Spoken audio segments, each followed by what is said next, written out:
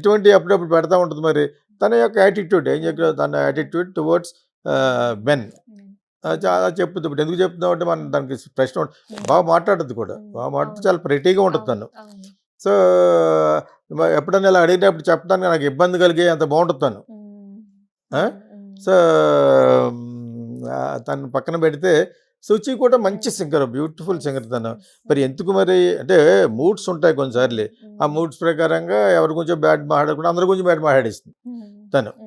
పాపం తన హస్బెండ్ పేరు కూడా కార్తీక్ అనుకుంటా. చాలా ఫీల్ అయ్యాడు.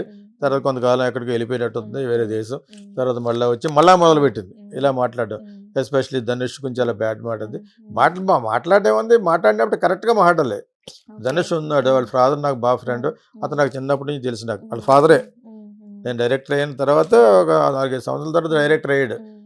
ఇళయరాజా దగ్గర నుంచున్నాడు అనమాట అక్కడ చెట్టు కింద. దాని గురించి చాలాసార్లు చెప్పాను.